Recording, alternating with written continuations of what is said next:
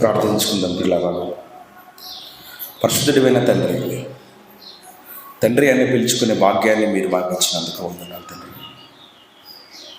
మీరు మమ్మల్ని ప్రేమిస్తున్నారు అని చెప్పడానికి నిదర్శనమే మేము ఆయుష్కాలంతో జీవించడం తండ్రి. మీరు ఇచ్చిన ఆయుష్కాలంలో మీ కృపను బట్టి మీరు రాయించిన జ్ఞాన గ్రంథమైన బైబిల్లో నుండి కొన్ని మాటలు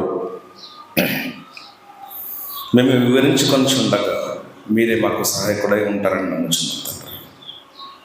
ఈ మాటలు విన్న తర్వాత విడిచి మేము ఈ లోకంలో జీవించకుండానట్లు మీరే మాకు మీ జ్ఞాన వాక్కుల ద్వారా మా జీవితాలను కట్టుకునే గొప్ప కృపను దయచేస్తారని నమ్ముచున్నాం తండ్రి. మీ కుమారును నిలబెట్టుకొని ధ్యాన గ్రంథంలోని మాటలు మీ కుమారుని ద్వారా మాకు వినిపించినందుకు అందును బట్టి కృతజ్ఞతలు తండ్రి. కొద్ది నిమిషాలు మీ జ్ఞాన గ్రంథంలోని మాటలు వివరించుచుండగా మీ పరిశుద్ధాత్మ సహాయాన్ని మీరు నాకు దయచేస్తారని నమ్ముతూ ఈ ప్రార్థన మీ కుమారుడు మా రక్షకుడైన యేసుక్రీస్తు వారి పేరట అడుగుచున్నాను తండ్రి. ఆమేన్.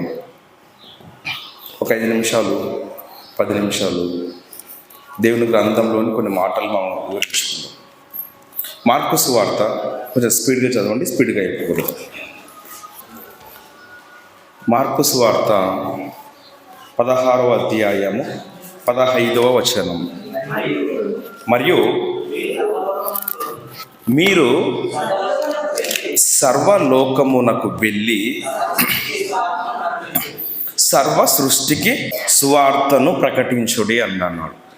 సర్వలోకానికి వెళ్ళి సర్వ సృష్టికి సువార్తను ప్రకటించండి అంటున్నాడు. తర్వాత నమ్మి బాప్తిస్మము పొందినవాడు రక్షింపబడును, నమ్మని వానికి శిక్ష విధింపబడును అని ఇక్కడ దేవుడు రాయించాడు. ముందుగా చెబుతూ 15వ వచనంలో మీరు సర్వలోకానికి వెళ్ళండి, సర్వ సృష్టికి సువార్తను ప్రకటించమని చెప్పాడా? సర్వ సృష్టిలో ఉన్న మనుషులకు సువార్తను ప్రకటించమని చెప్పాడా? మరొకసారి 15వ వచనం. మరియు మీరు సర్వలోకానికి వెళ్ళండి, సర్వ సృష్టికి, అక్కడ అండర్లైన్ చేసుకోండి ఒకసారి, సర్వ సృష్టికి అంటున్నాడు. సర్వలోకంలో ఉన్న జనాలకి కాదు, సర్వ సృష్టికి సువార్తను ప్రకటించండి అంటున్నాడు. పరలోకానికి వెళ్ళేది సృష్టా లేకపోతే మనుషులా? మరి సృష్టి ఎందుకు సువార్త? మనుషులుగా పరలోకానికి వెళ్ళేది మనమైనప్పుడు సువార్త ప్రకటించవలసిన అవసరత మనుషులకే కదా. సృష్టికి ఎందుకు దేవుడు సర్వలోకానికి వెళ్ళి సర్వ సృష్టికి సువార్తను ప్రకటించండి అని ఎందుకు చెప్పాడు? సృష్టికి ఎందుకు చెప్పాడు? సృష్టి అంటే చెట్లు, నదులు, భూమి, ఆకాశము, గాలి, మన చుట్టూ ఉండే వాతావరణం అంతా కూడా సర్వ సృష్టి. సృష్టికి సువార్త ఎందుకు ప్రకటించమన్నాడు? మారేదా సృష్టి? మనలాగా మనసు మార్చుకునేదా సృష్టి? కాదు. అయినప్పటికీ కూడా సర్వ సృష్టికి సువార్తను ప్రకటించమన్నా అన్నాడు దేవుడు. సృష్టి ఏమైనా పరలోకానికి వస్తుందా? కాదే. మరి సర్వ సృష్టికి సువార్త ప్రకటించమండి అని చెప్పాడు. దీన్ని బట్టి చూస్తే ఏదో ఒక విషయాన్ని మనకు చెప్పాలనుకుంటున్నాడు. కొలసీలకు రాసిన పత్రిక 1వ అధ్యాయం 23వ వచనం. కొలసీ పత్రిక 1వ అధ్యాయము 23వ వచనం. పిల్లరా, పునాది మీద కట్టబడిన వారై స్థిరముగా ఉండి మీరు విన్నట్టు ఆకాశము క్రింద ఉన్న సమస్త సృష్టికి ప్రకటింపబడినట్టు ఈ సువార్త అంటున్నాడు. ఇక్కడ కూడా ఒక మాట చెప్తున్నాడు అపోస్తలుడైన పౌలు గారు. కొలసీ పట్టణానికి పత్రిక రాస్తూ ఒక మాట చెప్తున్నాడు కొలసీ ప్రజలకు. ఆకాశం కింద ఉన్న సమస్త సృష్టికి ప్రకటించబడినట్టు ఈ సువార్త అంటున్నాడు. సువార్త మనుషులకే కదా. మళ్ళీ ఇక్కడ పౌలు గారు చెప్తా సమస్త సృష్టికి అంటున్నాడు. అంటే సృష్టికి సువార్త అవసరమా అంటే అవసరము లేదు అన్నట్టుగానే మనకు అనిపిస్తుంది. ఎందుకు అంటే సృష్టి ఎప్పుడు పరలోకానికి వెళ్ళదు, సృష్టి ఎప్పుడు మనకు సేవ చేయడానికి మాత్రమే ఉంటుంది. కానీ సృష్టికి సువార్త ప్రకటించాలంట. ఇదిగో నేను పట్టుకున్న మైకు దేవుని సృష్టిలో ఒక భాగము, ఇది హుడ్డు దేవుని సృష్టిలో ఒక భాగము, మనం వేసుకున్న డ్రెస్సెస్ దేవుని సృష్టిలో ఒక భాగము, మన పక్కన ఉండే ఇవన్నీ కూడా దేవుని సృష్టిలో ఒక భాగము. అవి మనకు సేవ చేయడానికి వచ్చిన సేవకులు మాత్రమే. మీకు ఈ వచనం ఎక్కడ ఉంది అని ఒకవేళ డౌట్ వస్తే హెబ్రీ పత్రిక 1వ అధ్యాయము 14వ వచనంలో ఒక మాట ఉంటుంది. బైబిల్ ఉన్న వాళ్ళు బైబిల్ తెరిచి చదవండి, మొబైల్స్ కాకుండా. హెబ్రీ పత్రిక అపోస్తలుడైన పౌలు గారు హెబ్రీలకు పత్రికను రాస్తూ 1వ అధ్యాయం 14వ వచనంలో వీరందరూ రక్షణను స్వాస్థ్యము పొందబోవు వారికి పరిచారము చేయుటకై పంపబడిన సేవకులైన ఆత్మలే. మనందరికీ సేవ చేయడానికి వచ్చిన సేవకులైన ఆత్మలు అంట. ఆత్మలు అంటే ప్రతిదీ మనిషి శరీరంలో ఉండే ప్రాణము తప్ప ప్రతిదీ కూడా మనకు సేవ చేయడానికి వచ్చిన సేవకులు. సేవకులు మరణంతో శరీరాన్ని ఇక్కడే వదిలేసి వెళ్తాం, రైట్? అయితే మళ్ళీ సృష్టికి సువార్త ఎందుకు అంటే ఆది కాండము సృష్టికి దేవుడు ఎందుకు సువార్త ప్రకటించమని చెప్పాడు. ఆది కాండము 31వ అధ్యాయము 44వ వచనం నుండి చూసుకుందాం, రైట్? నేనును నీవును నిబంధన చేసుకుందాము రమ్ము, అది నాకును నీకును మధ్యన సాక్షిగా ఉండునని యాకోబుతో ఉత్తరమియ్యగా అంటున్నాడు వాళ్ళ మామ. మన ఇద్దరం ఒక నిబంధన చేసుకుందాము, నీకు నాకు ఒక సాక్షిగా ఉంటుంది అని చెబుతూ కంటిన్యూ. 45వ వచనం. యాకోబు ఒక రాయిని తీసుకొని దాన్ని స్తంభంగా నిలబెట్టి యాకోబు రాళ్ళు కూర్చుడని తన బంధువులతో చెప్పాను. ఆ రాళ్ళు తెచ్చి కుప్పగా వేసిరి, అక్కడ వారు కుప్ప యొద్ద భోజనం చేసిరి. ఇక్కడ యాకోబు వాళ్ళ మామ, వాళ్ళ మేనమామ కూడా యాకోబుతో ఒక నిబంధన చేసుకుందాం మన ఇద్దరం, ఒక ఒడంబడిక చేసుకుందాం మన ఇద్దరం. ఏంటి ఆ ఒడంబడిక? మన మధ్యన ఒడంబడిక అంటే సాక్ష్యం పెట్టుకుందాం మన ఇద్దరం. ఆ సాక్ష్యం ఏంటి అంటే ఒక రాయి తీసుకొని వచ్చాడంట. ఆ రాయి తీసుకొని వచ్చి కుప్పగా వేశారంట. యాకోబు చెప్తున్నాడు వాళ్ళ బంధువులతో, రాళ్ళు తీసుకొని వచ్చి కుప్పలుగా వేయండి అని చెప్తున్నాడు. తర్వాత లాబాను దానికి ఒక పేరు పెడతాడు, యగర్ షహదూత అని పేరు పెట్టెను. అయితే యాకోబు అదే రాయికి గలేదు అని పేరు పెట్టెను. అప్పుడు చెప్తున్నాడు లాబాను, నేడు ఈ కుప్ప నాకును నీకును మధ్య సాక్షిగా ఉండునని చెప్పెను. రాళ్ళని కుప్పలుగా వేయమన్నాడు, రాయిని సాక్షిగా ఉంటుందని కుప్పలుగా వేయమన్నాడు. ఇప్పుడు దేవుడు సర్వ సృష్టికి సువార్త ప్రకటించమని చెప్పాడు కదా. సర్వ సృష్టి ఇప్పుడు ఏం చేస్తుంది? మన మధ్య సాక్షిగా ఉంటుంది.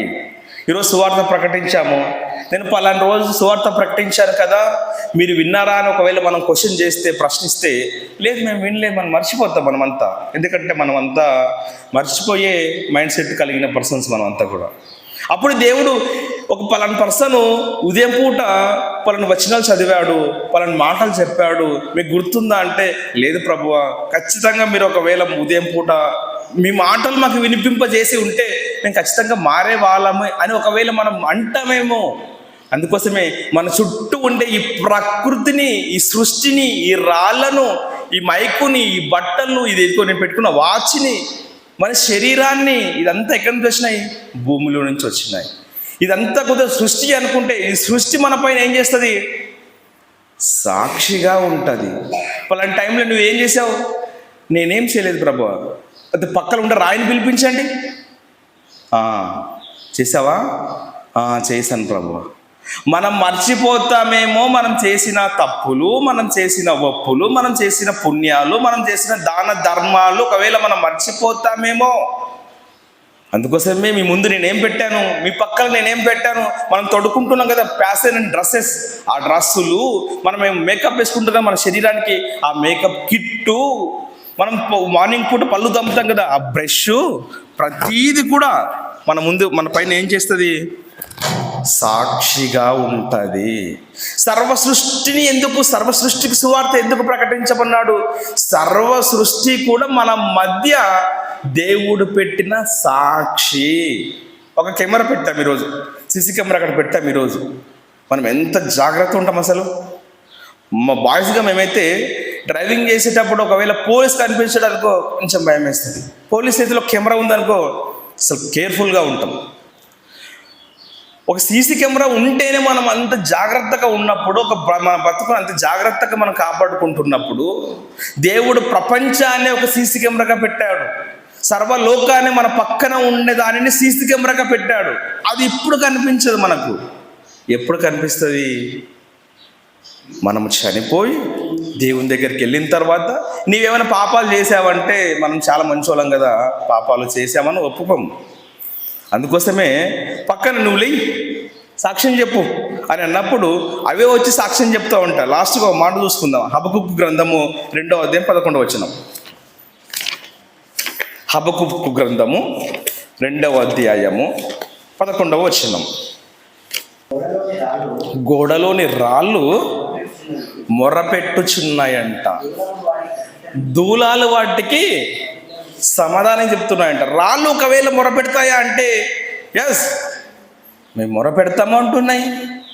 దేవుడు సృష్టించిన సృష్టిలో ఒక భాగమైన రాళ్ళు మొరపెడతాయంట. రాళ్ళు మాట్లాడితే వాటికి బదులుగా దూలాలంటే చెక్కలు, కట్టెలు, అవి ఏం చేస్తున్నాయి? దూలాలు ప్రత్యుత్తరం ఇస్తున్నాయంట, సమాధానం ఇస్తున్నాయంట. ఈరోజు మనము ఏం పనులు చేశామో, ఏం చేశామో ప్రతీది కూడా ఈ సృష్టిలో భాగమైన దేవుని నిర్మాణంలో ఉన్న ప్రతీది కూడా మన మధ్య సాక్షులుగా ఉంటాయంట. మనం ఏం చేసినా, మంచి చేసినా, చెడు చేసినా, ఏది చేసినా మనం మర్చిపోతామేమో. మనం ఒక మాట అనేసి మర్చిపోతామేమో. గాలి మాట గాలికి పోయింది కాదు, గాలిని సృష్టించిన దేవుడు దానిని మన మధ్య సాక్షిగా పెట్టాడు. ఓకే అంతే అన్నాంలే, గాలి మాట గాల్లో కలిసిపోతుంది, మనం చేసేది ఎవరైనా చూస్తారా అని అంటే నేను చూస్తాను, మీ ముందు సాక్షులుగా అందుకోసం పెట్టానంట. చాలామంది పెద్దలు మాట్లాడుతా మెల్లిగా మాట్లాడు, గోడలకి చెవులు ఉంటాయని అంటారు. దేవుడు నిజంగా గోడలకు చెవులు పెట్టాడు, రాళ్ళకు చెవులు పెట్టాడు. మనం మాట్లాడుకునే గుసగుసలు కూడా దేవునికి గట్టిగా వినిపిస్తాడంట. లూకా 19:40. రాళ్ళు మొరపెడతాయా అని ఒకవేళ యేసుక్రీస్తు వారిని అడిగితే యేసుక్రీస్తు వారు ఏం చెప్తున్నాడో ఒకసారి చూద్దాం. 19వ అధ్యాయము లూకా సువార్త 40వ వచనం. ఆయన వారిని చూసి, మీరు ఊరక ఉండిన ఎడల ఈ రాళ్ళు ఏం చేస్తాయంట? ఎస్, కేకలు వేస్తాయంట. రాళ్ళు ఎక్కడైనా మాట్లాడక మనం చూసామా? ఇది పెద్ద జోకు అని ఒకవేళ అనుకుంటే మనం జోకో లేకపోతే మనం జోకర్లో రెండో రాకడలో దేవుడు తేలుస్తాడు. ఒకరోజు యేసుక్రీస్తుకు జయము జయము జయము అనుకుంటా పోతే అప్పుడు ఏం చేశారు? మీరు సైలెంట్గా ఉండండి, వాళ్ళు మాట్లాడుతున్నారు. సర్వ సృష్టిని సృష్టించిన సృష్టికర్త అయిన నేను ఈ భూమిపైకి శరీరాన్ని దాల్చుకొని వచ్చినప్పుడు వాళ్ళు కీర్తిస్తున్నారు నన్ను, వాళ్ళు గర్వపరుస్తున్నారు నన్ను. ఒకసారి నాకు జయము అని అన్నప్పుడు ఆ నాటు ఉన్న యూదులు ఆ మాట తట్టుకోలేక, మీ సేవకులకు చెప్పండి, మీ పని వాళ్ళకి చెప్పండి, సైలెంట్గా ఉండమని చెప్పండి అని చెప్తే, ఓకే మీరు చెప్పినట్టుగా ఈ పని వాళ్ళు, ఈ సేవకులు సైలెంట్గా ఒకవేళ ఉంటే తర్వాత ఏమవుతుంది? రాళ్ళు కేకలేస్తాయంట. మీరు తట్టుకోగలుగుతారా అని యేసుక్రీస్తు వారు చెప్పాడు. మనుషుల మాట, మనుషుల కేకలే మనం తట్టుకోలేకపోతే ఈ సృష్టి యావత్తు కేకలేస్తుందంట. యెరూషలేము పట్టణాన్ని కట్టడానికి 40 సంవత్సరాల చరిత్ర ఉంది, 40 సంవత్సరాల పనికాలం ఉంది కదా. ఈ యెరూషలేము చరిత్ర, యెరూషలేము దేవాలయం కేకలేస్తుంది. అప్పుడు మీ చెవులు బద్దలైపోతాయని చెప్పాడు. రాళ్ళు కేకలేస్తాయంట. మనం చేస్తున్న పని దేవునికి నచ్చేదిగా ఉండాలి. మనం చేస్తున్న పని దేవునికి ఇష్టంగా ఉండాలి. మనం చేస్తున్న ప్రతి క్రియ మన పక్క వాళ్ళు చూస్తున్నారేమో, మన పక్క వాళ్ళు చూస్తలేరు కదా, మనం మాట్లాడుకుందాం. మన పక్క వాళ్ళు వింటలేరు కదా, మనం ఏమైనా చేద్దాం. వాళ్ళ కళ్ళకు కనిపిస్తలేం కదా, మనం ఏం చేస్తుంది చెల్లుతుందని ఒకవేళ అనుకుంటే ఈ శరీరంతో దాల్చుకున్నప్పుడు 60, 70, 50, 30, 20 ఈ 10 సంవత్సరాల జీవిత కాలంలో మనం చేసేది ఒకవేళ చెల్లుతుందేమో. తర్వాత సీసీ కెమెరా ఏంది ఇప్పుడు మన మధ్యన? ఈ సృష్టి పెద్ద సీసీ కెమెరా. ఈ సీసీ కెమెరా మధ్యలో ఉన్నప్పుడు మన బ్రతుకుని ఎంత చక్కగా పెట్టుకుంటాం. దేవుడు పంచభూతాలను సృష్టించాడు. ఈ పంచభూతాలు మనకు సేవకులుగా ఉండడానికి వచ్చినాయి. మనము మేలు చేస్తే అవి సేవకులుగా ఉంటాయి, మనం కీడు చేస్తే మన పైన సాక్షులుగా ఉంటాయి.